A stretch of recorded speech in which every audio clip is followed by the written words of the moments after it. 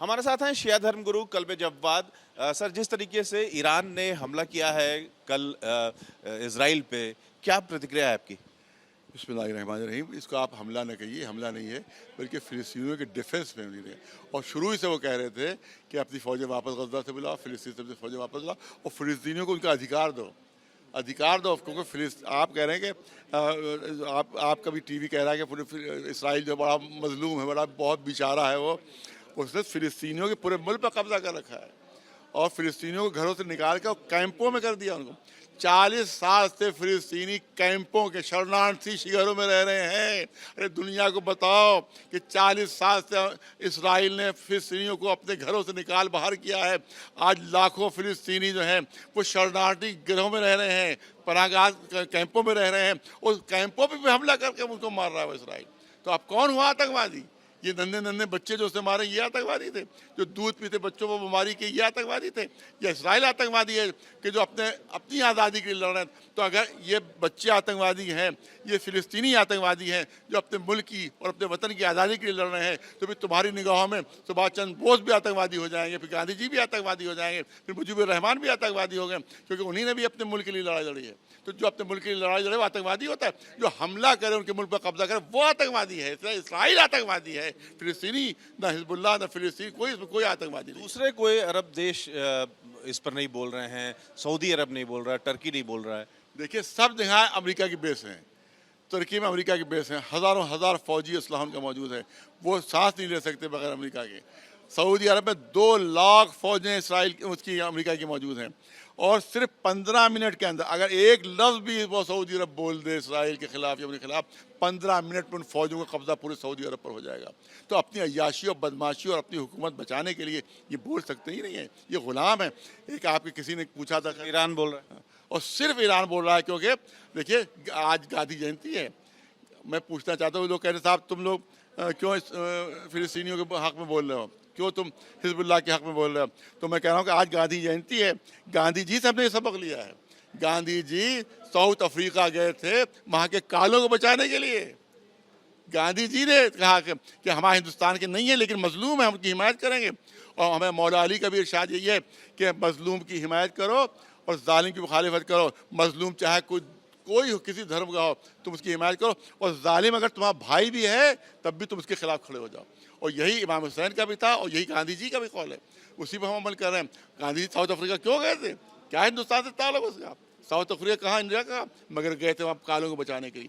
वो उसी तरह से हम भी फ़िलिस्तीन की हिमायत करें, उसी तरह से हम लिबनान के जो करीब लोग उनकी हिमायत करें, इसी तरह से जितने भी मजलूमीन हैं जिस पर इसराइल अमेरिका जुल्म कर रहा है, उन सबकी हिमायत करते हैं और करते रहेंगे। एक नक्शा भी आप दिखा रहे हैं, कहाँ से लाए हैं ये नक्शा? अच्छा, वो हाँ, ये ऑनलाइन है ऑफिशियल वेबसाइट पर। ये इसराइल, ये किसी लल्लू पंजू का पंजा नहीं ये दिया हुआ, किसी ने दे दिया उल्टा सीधा। ये ऑफिशियल वेबसाइट पर है इसराइल की, और इसराइल का नेशनल फ्लैग है, उस पर 2 नीली लकीरें ये बनी हुई हैं। अभी आप देख लीजिए इंटरनेट पर, 2 नीली। आप पूछिए इसराइल वालों से ये 2 नीली लकीरें काहे की हैं? ये नीली लकीरें काहे की हैं? ये बताओ, नीली लकीरें काहे की हैं? ये 2 दरियाओं के निशान हैं। एक दरिया नील है जो मिस्र में है, एक दरिया फरात है जिसको यूफ्रेट कहते हैं, ये इराक में है। उनका कहना है कि इसके बीच की जितनी ज़मीन है सब हमारी है इसराइल, और हम कब्जा करेंगे इस पर। इसीलिए फिलिस्तीन पर कब्जा किया उन्होंने, लिबनान के ऊपर हमला कर रहे हैं वो, उसके बाद आगे सऊदी अरब का नंबर है, फिर इराक का नंबर है, इन तब तुर्की का हिस्सा और ईरान का हिस्सा भी इस पर कुछ शामिल। देखिए आप, इनके नक्शे में ईरान का हिस्सा भी शामिल। तो ईरान क्यों ना बोले जब तुम अपने नक्शे में हमको ईरान को दिखा रहे हो?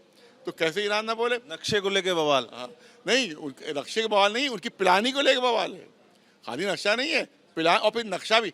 अभी आपने देखा कुछ अर्से पहले, पता नहीं किसी मुल्क ने, शायद पाकिस्तान या चीन ने, कश्मीर के थोड़ा सा पोर्शन उसमें दिखा दिया था पाकिस्तान में। हिंदुस्तान ने बवाल बचा दिया था कि हमारे ये हिस्सा तुमने इसमें कैसे दिखा दिया, और यहाँ पूरे मुल्क दिखा रहा है अपने नक्शे में। वो ऑफिशियल नक्शे में पूरे मुल्क मुसलमानों को दिखा रहा है, और फिर कह रहे मुसलमान क्यों बोल रहे हैं, खामोश क्यों है?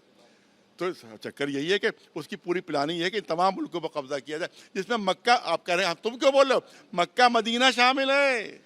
मौलाना साहब, क्या ये जो घटना हुई कल, हमला हुआ जिससे आप डिफेंड कर रहे हैं, क्या दुनिया विश्व युद्ध की ओर बढ़ रही है? देखिए, इसमें पूरा हर धर्मी इसराइल अमेरिका की है। मुसलसल कहा जा रहा है कि भाई अधिकार फिलिस्तीनियों को दो, फिलिस्तीनियों को उनके अधिकार दो।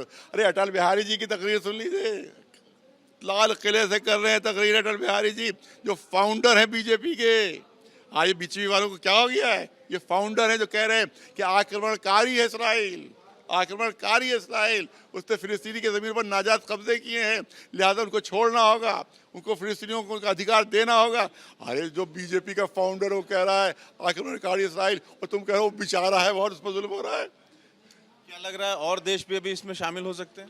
हम चाहते हैं कि ये ख़त्म हो जाए, लड़ाई ख़त्म, क्यों नुकसान वहाँ भी नुकसान पब्लिक का होता है कि वहाँ ना नेतन्याहू मारा जाएगा ना और कोई मारा जाएगा, पब्लिक का नुकसान होगा। आप कभी नहीं चाहते कि पब्लिक का नुकसान हो, लिहाजा इस जंग को बंद होना चाहिए और इसराइल को अपनी फ़ौजें वापस हो और उसके बाद मुकदमा चला जाए उससे जो है खिलाफ इंसान। भारत को अगर भारत के हिसाब से देखें तो इंडिया के संबंध हमेशा से ईरान से अच्छे रहे हैं, इजराइल से भी उसके रिलेशंस हैं, तो ऐसे में भारत की क्या स्थिति होनी चाहिए? भारत की स्थिति होना चाहिए कि वन एक पक्ष ना हो जाए। यहाँ पूरी बीजेपी वन पक्षी हो गई है, सब इसराइल के साथ हो गए। आप देखें कि वहाँ पर नसरुल्लाह आतंकवादी, तो फिर सुभाष चंद्र बोस आतंकवादी के भी नारा लगाओ तुम, फिर गांधी जी आतंकवादी के नारा लगाओ तुम, खाली नसरुल्लाह को क्यों कह रहे हो? नसरुल्लाह साहब जो डिफेंस कर रहे हैं अपना डिफेंड कर रहे हैं, वो उसको आतंकवादी कह रहे हो। तो मुजीबुर रहमान भी आतंकवादी थे, फिर जो उन्होंने पाकिस्तान के खिलाफ आवाज़ बुलंद की, उन्होंने मुक्ति वाहिनी को पाकिस्तान कह रहा था आतंकवादी है वो, तो इसका मतलब वो मुक्ति वाहिनी भी आतंकवादी थी। तो ये उल्टी गंगा क्यों बाहर कि जो जालिम हो उसकी तुम सपोर्ट कर रहे हो, जो बेचारे मारे जा रहे हैं उनको आतंकवादी, नन्हे नन्हे दूध पीते बच्चे मारे हैं उसने। इसराइल की बमबारी में सैकड़ों दूध पीते बच्चे मारे गए, वो बहुत बेचारा है इसराइल, उस पर बड़ा अत्याचार हो रहा है इसराइल के ऊपर। तो ये उल्टी गंगा बाहर है। तो लिहाजा हमारा कहना यह है कि जंग रोकने की कोशिश करें और इसराइल को दबाव डालें कि वो फिलिस्तीनियों को उनका अधिकार दे, वरना ये जंग जो है वो रुकेगी नहीं। अगर फिलिस्तीनियों को उनका अधिकार नहीं मिला तो ये जंग बढ़ती रहेगी। Ravikant, ABP news, Delhi. For exclusive and insightful videos, subscribe to our new channel ABP Live Premium.